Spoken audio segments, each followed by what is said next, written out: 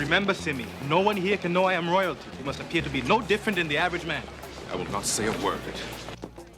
All right, everybody shut up and do what I say. Get the money out. Hey, I ain't saying Clay ain't bad. I'm just saying I stopped liking Cash Clay. What's changed the name to Muhammad Ali? What kind of shit is that? From royal disguises to barbershop debates, from McDowell's drama to Eddie Murphy wearing more wigs than an entire Broadway cast. Coming to America is a comedy crown jewel, but behind the laughs, cameos, lawsuits, and legendary lines is an unbelievable history. Today, we're breaking down 20 shocking things you probably never knew about Coming to America. Let's get into it. 1. The original title was The Quest. Before it became one of the funniest movies of the 1980s, Eddie Murphy pitched the script with a very serious name, The Quest. It sounded more like a medieval adventure than a romantic comedy, but that was the first title Paramount saw. Murphy wanted the story focused on a sheltered prince searching for real love, not a political marriage. Paramount needed something catchier and Coming to America stuff. But that original title gives a peek into Murphy's early tone. Heartfelt, character-driven, almost mythic. It's too. Eddie Murphy refused to play a character named Eddie. In the early drafts, the prince was literally named Eddie. Murphy hated it. He didn't want the role to feel like he was playing himself, so he demanded a different name, something original, noble, and memorable. That's how we got Prince Akeem of Zamunda, polite and soft-spoken, nothing like Murphy's usual fast-talking comedy style. It set the entire tone of the film. 3. The studio forced a white actor into the cast. Murphy originally wanted an all-black cast, but Paramount insisted on adding at least one white actor. Hollywood's outdated belief that a mainstream comedy needed one. Murphy chose Louis Anderson, calling him the funniest white guy I know. Anderson's character Maurice became a fan favorite, and ironically, he's one of the only original cast members brought back for the sequel. 4. Arsenio Hall left Ghostbusters to join the movie.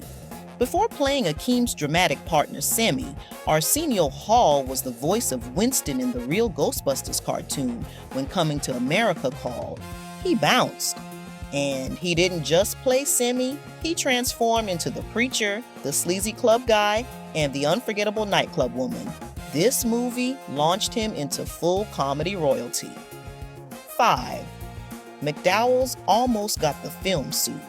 McDowell's was designed to look almost identical to McDonald's. On purpose, golden arcs. Big Mick instead of Big Mac.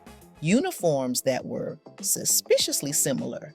McDonald's corporate showed up in person to investigate to protect themselves. The movie crew created a fake detailed employee handbook showing that McDowell's was totally different.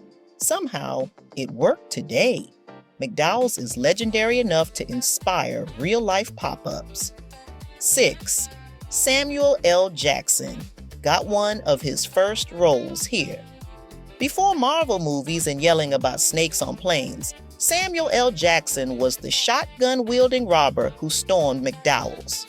Everybody freeze and give me the money. It's brief, but the intensity is pure Jackson. This was one of his earliest credited film roles and a huge step toward his superstardom. 7. John Amos joked his way into his role. John Amos didn't audition to play Cleo McDowell. He simply called the producers and jokingly said, "Keep me out of this movie and I'll kill you." They laughed and cast him. His mix of charm and strict dad energy became one of the film's brightest highlights. 8. Cuba. Gooding Jr.'s first film role was a silent haircut.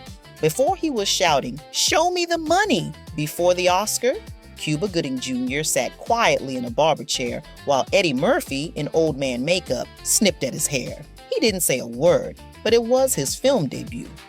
9. Saul the Barber was modeled after the makeup artist's father-in-law. Rick Baker, the legendary makeup genius behind the film, didn't create Saul from imagination. He based him on his own father-in-law, right down to the mannerisms. Some close-up shots even used his father-in-law's real hands. 10.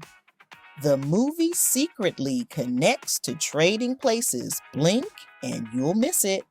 Akeem gives money to 2 homeless men in the park.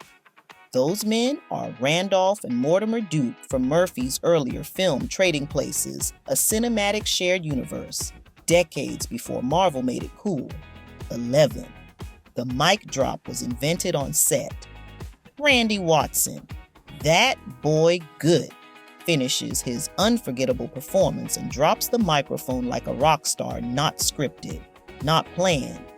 Eddie Murphy and Arsenio Hall improvised it on the spot. It became one of the earliest mic drops ever filmed. 12. Rick Baker made over 40 custom sets of teeth. Each character Eddie and Arsenio played had unique dental work. Crooked front teeth, gapped smiles, fake dentures. Over 40 sets were made to match their different personas. 13. The famous Muhammad Ali clay line was improvised. In the barbershop scene, Clarence says, "His mama named him Clay. I'ma call him Clay." Murphy made it up in the moment. It was so funny, the crew struggled not to laugh on camera. That line became one of the most quoted in the film. 14. Arsenio Hall's nightclub woman. Scared his own mother. Arsenio's most shocking transformation wasn't the preacher or the barber, it was the aggressively eager nightclub woman. When his mother saw it, she didn't realize it was him, and when she did, she was horrified legendary. 15. Original costumes returned in the sequel 30-plus years later. When Coming to America was produced, designers pulled out the original 1988 royal garments. They restored them, made minor updates, and used them again. Decades later, they still looked incredible. 16. Nile Rodgers wrote the Soul Glow jingle. The Just Let Your Soul Glow theme wasn't random. It was written by Nile Rodgers, the genius behind Chic Good Times and countless disco hits. No wonder it sounded like a real 80s commercial. 17. The Waldorf Astoria scene was shot guerrilla style. Akeem and Simi arrive at the iconic Waldorf Astoria Hotel, but the crew didn't have full permission to film there. They rushed in with minimal gear, filmed the scene fast, and slipped out before security caught them. Royalty moves in silence. 18. Eddie Murphy and director John Landis clashed on set. Murphy brought in Landis hoping to recreate Trading Places magic, but their dynamic had changed. Landis treated Murphy like the new kid he once was. Murphy was now a superstar.